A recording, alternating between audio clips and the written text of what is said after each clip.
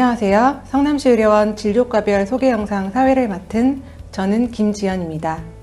오늘은 성남시 의료원 이비인후과 김홍준 과장님을 모시고 코막힘에 대해서 알아보는 시간을 갖도록 하겠습니다. 과장님 안녕하세요. 네, 안녕하세요.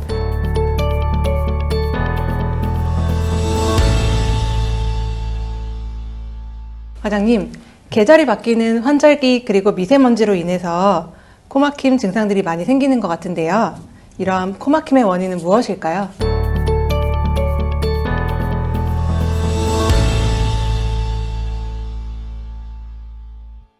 네, 여러 질환에 의해서 코 안의 구조가 변형이 되면서 코막힘이 발생하게 되는데, 이를 유발하는 질환은 크게 비중격 망곡증, 비염, 축농증, 물혹 등이 있습니다. 그러면 내가 어떠한 원인 때문에 코막힘이 생기는지 알 수 있는 방법이 있을까요?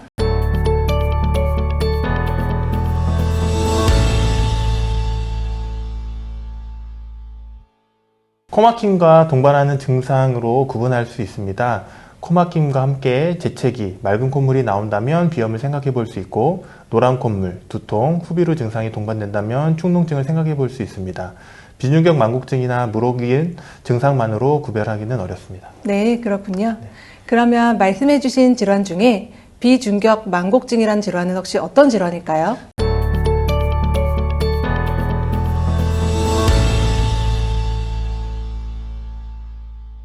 비중격이라는 것은 콧구멍 안쪽, 코 안의 공간을 좌우로 나눠주는 구조물입니다.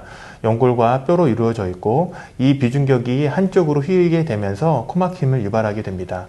보통 비중격만 휜 경우보다는 비중격이 휘어진 것과 동시에 비강 점막이 붓는 비염이 동반된 경우가 많습니다. 보통 비중격이 휘어져 좁아져 있는 쪽이 코막힘이 발생하게 되는데, 넓어져 있는 쪽에서도 코막힘이 발생하기도 합니다. 코 안이 넓은 공간에서 와류라고 공기가 소용돌이 치듯이 되면서 공기가 뒤쪽으로 전달되지 않아서 코막힘이 발생하게 됩니다. 네, 한쪽으로 휜다고 말씀하셨는데 그럼 비중격은 왜 한쪽으로 휘어지는 걸까요?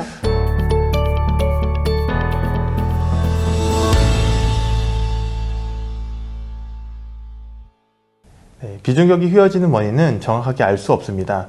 코에 충격을 받아서 휘어지는 경우가 많습니다. 환자분들도 기억하는 큰 충격도 있지만 기억하지 못하는 충격에도 비중격이 휘일 수도 있습니다. 그리고 코에 아무런 충격이 없어도 휘어질 수 있습니다. 태중에 있는 아기들한테도 비중격 망곡이 관찰되기도 합니다. 그렇다면 비중격이 휘어지면 어떤 치료를 해야 되는 걸까요?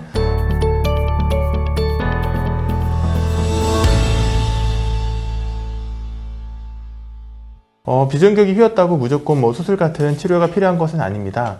많은 사람들이 비중격이 휘어져 있는 것으로 알려져 있으며 약 한 70%, 80%에서 비중격이 휘어져 있는 것으로 알려져 있습니다.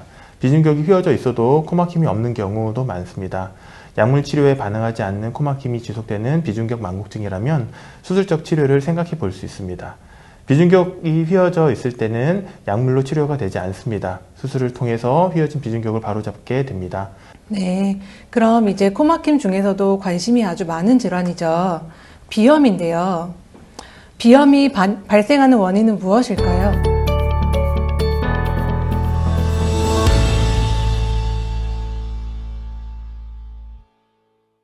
많은 경우에서 알레르기에 의해서 발생하는 경우가 많습니다. 그러나 알레르기가 원인인 경우 말고도 바이러스나 세균에 의해서도 발생할 수 있고, 복용 중인 약물이나 음식물, 그리고 직업과 연관이 있거나 외부 온도, 그리고 기압 변화, 정서적인 이유에서도 비염이 발생할 수 있습니다. 비염의 발병 원인은 여러 가지가 있는 것 같은데요. 그러면 비염은 어떻게 치료하시나요?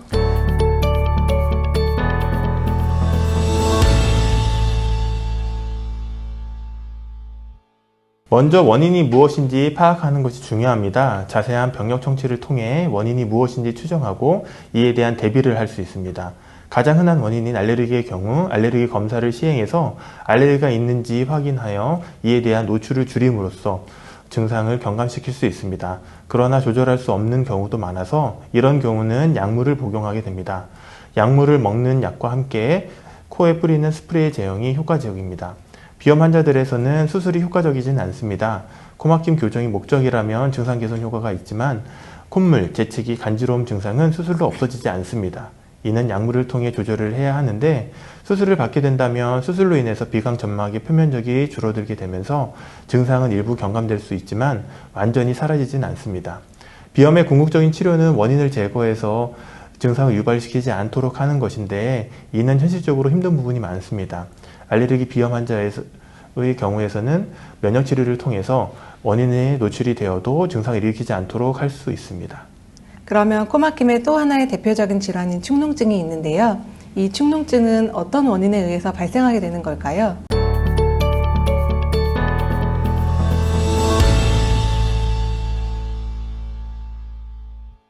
축농증과 부비동염은 같은 의미를 지니는 말입니다. 최근에는 비염, 부비동염 따로 생각하지 않고 비부비동염이라고 표현을 하는데 보통 부비동염과 비염이 같이 존재하기 때문입니다. 부비동은 비강 주위에 비어있는 공간을 의미하는데 이 부비동은 비강과 작은 구멍으로 연결되어 있습니다. 대부분 축농증은 바이러스나 세균에 의해서 코 점막이 감염이 되어서 붓게 되고 이 구멍이 막히면서 발생하게 됩니다. 그 외로 외상이나 코의 물혹이나 코 안의 구조의 변형으로 막히면서 발생하게 됩니다. 네, 축농증이 발생하는 원인에 대해서 잘 알았습니다. 축농증의 증상에는 어떤 것들이 있을까요?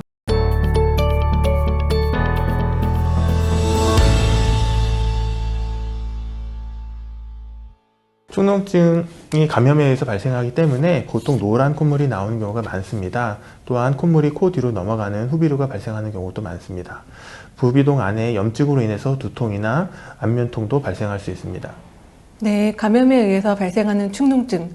이 축농증은 그렇다면 어떻게 치료할 수 있을까요?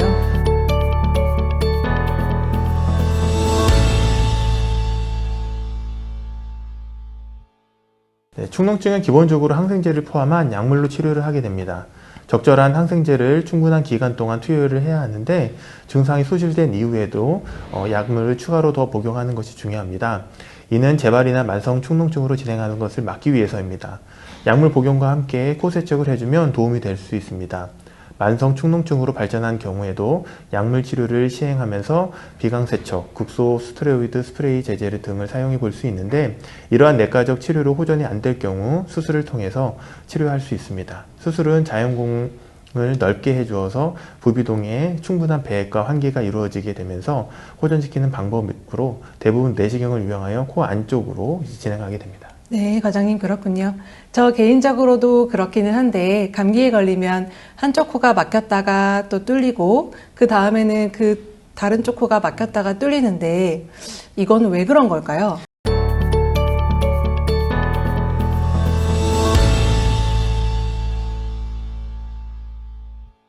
코 안에서 한쪽으로 피가 몰렸다가 다른 쪽으로 몰렸다가 하는 현상이 정상적으로 있습니다.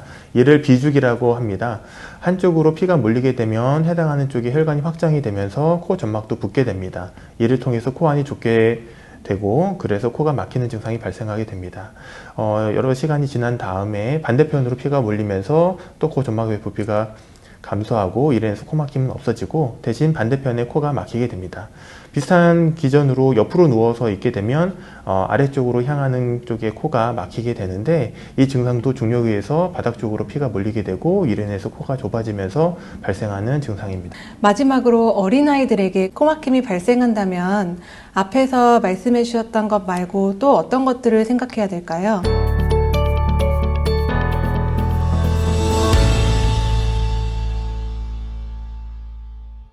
소아의 경우 비염 축농증으로 코막힘이 발생하기도 하지만 아데노이드 비대로 인해서 발생하는 경우도 많습니다.